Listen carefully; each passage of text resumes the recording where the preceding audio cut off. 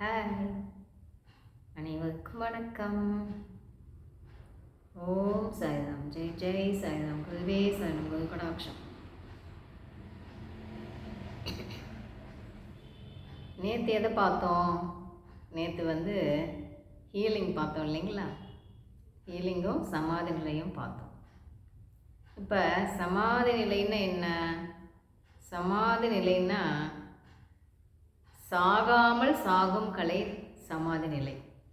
சரிங்களா? அதை எப்படி சொல்லுவாங்கன்னா சாகாமல் சாகும் கலை அப்படின்னு சொல்லுவாங்க. இப்போ தியானம்னா என்ன? இப்போ தியானம்னா என்னன்னு சொல்லுவாங்கன்னா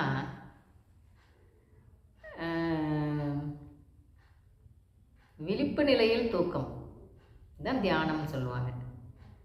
எதுக்கு அப்படி சொல்லுவாங்கன்னா தூங்காமல் தூங்கும் சுகம். இப்போ தூக்கத்தை எப்படி சொல்லுவாங்கன்னா தூக்கத்தில் விழிப்பு நிலைன்னு சொல்லுவாங்க. ஏன்னா தூங்கிட்டு இருக்கும்போதே கனவு காண்றோம் பார்த்தீங்களா? அதை தூக்கத்தில் விழிப்பு நிலைன்னு சொல்லுவாங்க. விழிப்பு நிலையில் தூக்கம் அப்படின்னா என்னென்னா அதுதான் தியானம். சரிங்களா? அதாவது தூங்காமல் தூங்கும் சுகம், அதுதான் தியானம்.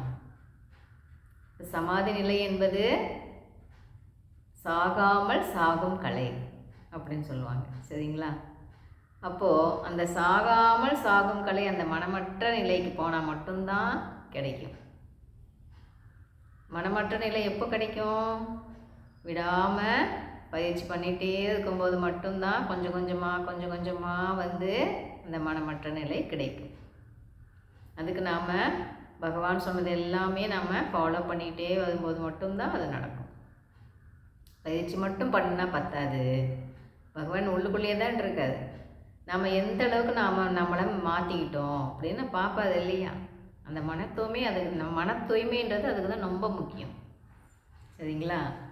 அப்போது எந்த அளவுக்கு இவங்க மன தூய்மை ஆயிட்டாங்க, எல்லாத்துக்கிட்டேயும் அன்பு காட்டுறாங்களா, சுயநலம் இல்லாமல் பொதுநலம் கருதி ஒவ்வொன்றும் பண்ணுறாங்களா, இதெல்லாம் உள்ளுக்குள்ளேருந்து பார்த்துக்கிட்டே இருப்பார். பார்த்துட்டு தான் அதெல்லாம் கரெக்டாக டிக் அடிச்சுக்கிட்டே வந்தால் தான் அடுத்தது இந்த நிலை கிடைக்கும். சரிங்களா? மார்க் வாங்கிட்டே வரணும் பகவான்கிட்ட. ஸ்கூல் படிக்கும்போது எப்படி மார்க் வாங்கணும் பார்த்தீங்களா? படித்து அதை போல் இது நம்ம மனசை பக்குவப்படுத்தி நம்ம அதுக்கு பகவான்கிட்ட மார்க் வாங்கிட்டே வரணும். சரிங்களா? அப்போ தான் அந்த மனமற்ற நிலை கிடைக்கும். எதுலேயுமே நாம் குத்தம் கண்டுபிடிக்காமல் நம்ம எல்லாத்துக்கிட்டையுமே ப்ளஸ் எடுத்துக்கும் போது நம்ம மனசு நிம்மதியாயிடும். இப்போ மற்றவாளை திட்டும்போது என்ன ஆகுது? நம்ம மன நிம்மதி தானே கெட்டுடுது. அப்போ என்ன பண்ணணும்? நம்ம எதையுமே விட்டு கொடுத்து போய் டேக் டீஸாக எடுக்கும்போது நாம் எப்பயுமே மன நிம்மதியாக வாழலாம். இப்போது அந்த கிளி இதில் சொன்னாப்புல, அதாவது எல்லா விஷயங்கள்லேருந்து நம்ம மனசை நாம் விலக்கி வச்சிட்டோன்னு வைங்களேன், அப்போ மனசு நிம்மதியாகிடும். அப்போ எல்லா விஷயத்துலேருந்து மனசை விலக்கி வைக்கிறதுன்னா எப்படி வைக்க முடியும்? அந்த மனமற்ற நிலைக்கு போனால் தான் அது நடக்கும், இல்லைன்னா நடக்காதுல்ல. அப்போ அதுக்குண்டான வேலை எதுவோ அதெல்லாம் நாம் பண்ணிக்கிட்டே இருக்கோமா, பகவான் எது சொல்கிறாரோ அதெல்லாம் ஃபாலோ பண்ணுறோமாங்கிறது தான் ரொம்ப முக்கியம். இவ்வளோ வருஷம் தவம் பண்ணுறோமா, அவ்வளோ வருஷம் தவம் பண்ணுறோமான்றது கூட முக்கியம் கிடையாது. பகவான் என்ன சொன்னாரோ அது எல்லாமே நாம் ஃபாலோ பண்ணிகிட்டு இருக்கோமா அப்படிங்கிறது தான் ரொம்ப முக்கியமானது. சரிங்களா? அதை ஏன்னா நம்ம விதி தானே நம்மளை எல்லாமே ஆட்டி படிக்குது. அப்போ நாம் என்ன பண்ணணும்? நாம் நம்மளை எது பகவான் சொல்கிறதெல்லாம் நம்மக்கிட்ட இல்லையோ அதெல்லாம் நாம் அதில் சேஞ்ச் பண்ணிக்கிட்டே வரணும். பகவான் சொன்ன மாதிரி நம்மளை நாமளே சேஞ்ச் பண்ணிக்கலாம் இல்லையா? பண்ணிக்கிட்டே வரணும். அப்போ தான் ஒவ்வொன்றா நடக்கும். சரிங்களா? இப்போ ஹீலிங் பற்றி பார்த்தோம் இல்லைங்களா? ஹீலிங் காலையில் 3:20 to 4:20 சொன்னேன் இல்லைங்களா? அந்த டைம் தான் ஹீலிங் டைம். உங்களுக்கு எந்த நோவாக இருந்தாலும் சரி, இல்லை எந்த இடத்துல வலியோ, எப்படிப்பட்ட நோவாக இப்போ குணமே படுத்த முடியாதுன்னு டாக்டர் சொல்லியிருந்தா கூட நீங்கள் இதை பண்ணும்போது கண்டிப்பாக உங்களுக்கு நல்லாயிடும். எப்பேற்பட்ட வியாதியாக இருந்தாலும் நல்லாயிடும். அப்போ நீங்கள் என்ன பண்ணணும், தினமும் அந்த ஒரு மண்டலம் செய்யணும். நீங்கள் தொடர்ச்சியாக தினமும் செஞ்சுட்டே போகணும். 48 டேஸ் பண்ணலாம். ஆனால் வந்து ஹீலிங் உங்களுக்கு ஏதாவது நல்லா ஆகணும், எந்த இடத்துல பெயின் இருக்கோ அங்கே நீங்கள் பண்ணும்போது உங்களோட முழு கவனத்தையும் கொண்டு போய் அந்த இடத்துல வச்சுக்கணும். உங்கள் கவனத்தை எல்லாம் ஒட்டுக்கா அந்த இடத்துல போய் குவியும் போது தான் அந்த இடத்துல வந்து நம்ம உடலில் இருக்க அந்த சக்தி முழுக்க அந்த இடத்துல போய் ஒட்டுக்கா குவியும். அந்த இடத்துல ஒட்டுக்கா போய் குவியும் போது மட்டும்தான் அந்த இடத்துல வந்து என்ன ப்ராப்ளமோ அதை நல்லா பண்ணி விட்டுடும். சரிங்களா? அப்போது இது வந்து பகவான் சொன்னதை ஃபாலோ பண்ணுங்கள். நீங்கள் என்ன உடம்புல இருந்தாலும் அதை நல்லா பண்ணிக்கலாம். சரிங்களா?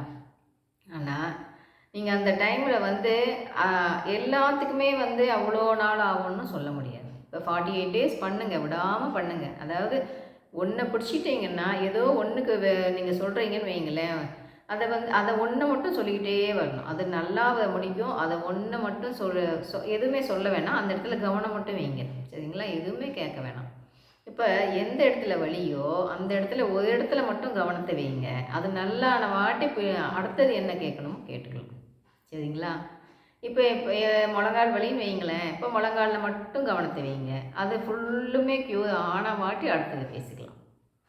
ஒட்டுக்கா ஒரே டைமில் 4-5 கேட்கக்கூடாது. ஹீலிங்னா உங்களுக்கு ஒரு இடத்துல என்ன பெயின் நல்லா ஆகணுமா அந்த இடத்துல மட்டும் கவனம் வச்சு அதை நல்லாவே முடிக்கும், அதை மட்டும் செய்யணும்.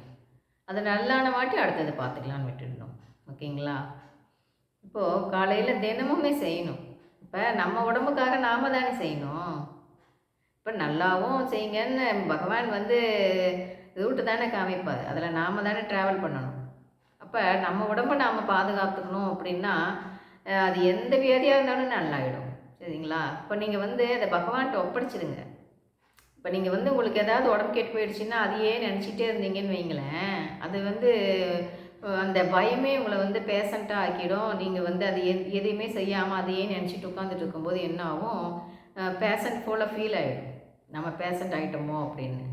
அதனால் உடம்புக்கு முடியலன்னா கூட அதை பற்றியே கவனிச்சிட்டு இல்லாமல் பகவான் பாதத்தில் ஒப்படைச்சிட்டு நீங்கள் என்ன பண்ணணும், நீங்கள் பாட்டுக்கு நீங்கள் பயிற்சி எல்லாம் பண்ணிவிட்டு காலையில் ஹீலிங் பண்ணுறதுக்கு என்ன பண்ணணுமோ அதெல்லாம் பண்ணிட்டு இருந்தீங்கன்னா உங்களுக்கு சீக்கிரமாக நல்லாயிடும். சரிங்களா? பயத்தை முன்ன விட்டுடணும், பயப்படக்கூடாது. விடாமல் முயற்சி பண்ணிக்கிட்டே இருக்கணும். நாம் எந்த அளவுக்கு முயற்சி பண்ணுறோன்னு பார்ப்பாரு இல்லையா பகவான். அப்போது எதுவாக இருந்தாலுமே நல்லாயிடும். எந்த இடத்துல உங்களுக்கு ப்ராப்ளமோ எந்த இடத்துல உங்களுக்கு நல்லாகணும்னு நினைக்கிறீங்களோ அந்த இடத்துல போய் உங்கள் கவனத்தை ஃபுல்லாக முழுக்க அந்த இடத்துல குவி வைக்கணும். இது ஃபுல்லுமே நீங்கள் 48 டேஸ் பண்ணுங்கள். இப்போ எல்லாத்துக்குமே ஒரு மண்டலமே செஞ்சால் தான் நல்லாகும்னு சொல்ல முடியாது.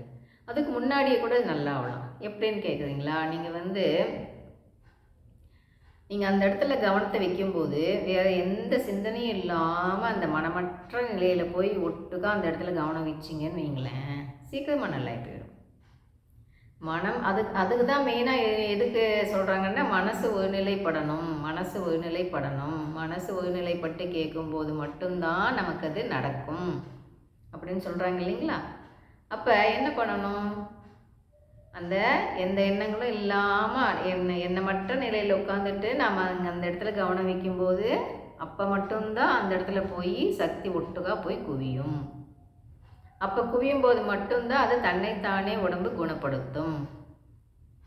சரிங்களா? அப்போ நம்ம என்ன பண்ணணும், இப்போ மனமற்ற நிலைக்கு போகணும். முன்னே அது முக்கியம் இல்லைங்களா? அது பயிற்சி பண்ண கொஞ்சம் கொஞ்சமாக போகும். நான் முன்னாடியே சொன்னேன் இல்லைங்களா, 60 to 72,000 தாட் ஓடிக்கிட்டே இருக்கும். அது அப்படியே கொஞ்சம் கொஞ்சமாக கம்மியாகி 100க்கு வந்து நின்று அப்படியே மனமற்ற நிலைக்கு வந்துடும். சரிங்களா? அப்போ நாம் முயற்சி பண்ணிகிட்டே இருக்கணும் இல்லைங்களா? ஆகையினால முயற்சி விடாமல் பண்ணிக்கிட்டே இருக்கணும். விடாமுயற்சி வெற்றி கொடுக்கும். இப்போ பார்த்து சலிச்சு போய் விட்டுட்டாங்களா இல்லை விடாமல் பண்ணிக்கிட்டே இருக்காங்களான்னு பார்ப்பார் இல்லை பகவான். சோதிப்பார், நல்லாவே சோதிப்பார்.